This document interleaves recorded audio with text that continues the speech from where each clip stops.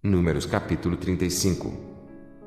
E falou o Senhor a Moisés nas campinas dos Moabitas, junto ao Jordão, de Jericó, dizendo: Dá ordem aos filhos de Israel que, da herança da sua possessão, deem cidades aos levitas, em que habitem, e também aos levitas dareis arrabaldes ao redor delas. E terão estas cidades para habitá-las, porém os seus arrabaldes serão para os seus gados, e para a sua fazenda, e para todos os seus animais.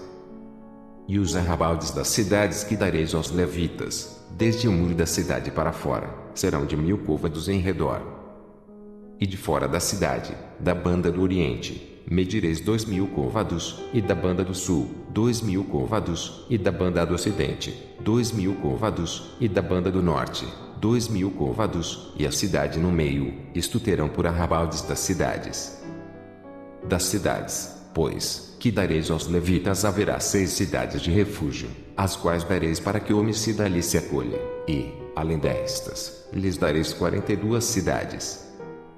Todas as cidades que dareis aos levitas serão 48 cidades, juntamente com os seus arrabaldes.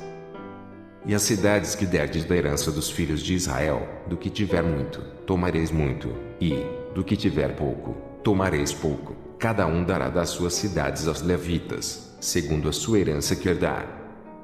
Falou mais o Senhor a Moisés, dizendo: Fala aos filhos de Israel e dize-lhes: quando passardes o Jordão à terra de Canaã, fazei com que vos estejam à mão cidades que vos sirvam de cidades de refúgio, para que ali se acolha o homicida que ferir alguma alma por erro.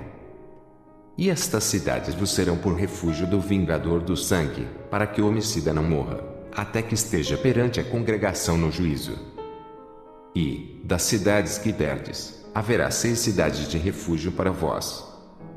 3 destas cidades dareis daquém do Jordão, e 3 destas cidades dareis na terra de Canaã, cidades de refúgio serão. Serão de refúgio estas 6 cidades para os filhos de Israel, e para o estrangeiro, e para o que se hospedar no meio deles, para que ali se acolha aquele que ferir alguma pessoa por erro. Porém, se a ferir com instrumento de ferro, e morrer, homicida é, certamente o homicida morrerá. Ou, se a ferir com pedra à mão, de que possa morrer, e ela morrer, homicida é, certamente o homicida morrerá. Ou, se a ferir com instrumento de madeira que tiver na mão, de que possa morrer, e ela morrer, homicida é, certamente morrerá o homicida. O vingador do sangue matará o homicida, encontrando-o, matá-lo-á. Se também empurrar com ódio, ou com intento lançar contra ele alguma coisa, e morrer, ou por inimizade a ferir com a sua mão, e morrer, certamente morrerá o feridor, homicida é, o vingador do sangue, encontrando o homicida, o matará. Porém, se empurrar de improviso, sem inimizade, ou contra ela lançar algum instrumento sem desígnio, ou sobre ela fizer cair alguma pedra sem o ver, de que possa morrer, e ela morrer, e ele não era seu inimigo nem procurava o seu mal, então, a congregação julgará entre o feridor e o vingador do sangue, segundo estas leis. E a congregação livrará o homicida da mão do vingador do sangue, e a congregação o fará voltar à cidade do seu refúgio onde se tinha colhido, e ali ficará até a morte do sumo sacerdote, a quem ungiram com o santo óleo. Porém, se de alguma maneira o homicida sair dos termos da cidade do seu refúgio, onde se tinha colhido, e o vingador do sangue o achar fora dos termos da cidade do seu refúgio, se o vingador do sangue matar o homicida, não será culpado do sangue, pois deve ficar na cidade do seu refúgio, até a morte do sumo sacerdote, mas, depois da morte do sumo sacerdote, o homicida voltará à terra da sua possessão.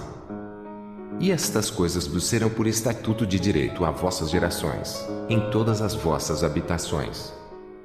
Todo aquele que ferir alguma pessoa, conforme o dito das testemunhas, matarão o homicida, mas uma só testemunha não testemunhará contra alguém para que morra. E não tomareis expiação pela vida do homicida, que culpado está de morte, antes, certamente morrerá. Também não tomareis expiação por aquele que se acolher à cidade do seu refúgio, para tornar a habitar na terra, até a morte do sumo sacerdote. Assim, não profanareis a terra em que estáis, porque o sangue faz profanar a terra, e nenhuma expiação se fará pela terra por causa do sangue que se derramar nela, senão com o sangue daquele que o derramou. Não contaminareis, pois, a terra na qual vós habitareis, no meio da qual eu habitarei, pois eu, o Senhor, habito no meio dos filhos de Israel. Números capítulo 36. E chegaram os cabeças dos pais da geração dos filhos de Gileade, filho de Maquir, filho de Manassés, das famílias dos filhos de José, e falaram diante de Moisés e diante dos maiorais, cabeças dos pais dos filhos de Israel. E disseram: O Senhor mandou dar esta terra a meu senhor por sorte em herança aos filhos de Israel, e a meu senhor foi ordenado pelo Senhor que a herança do nosso irmão Zelofeade se desse às suas filhas.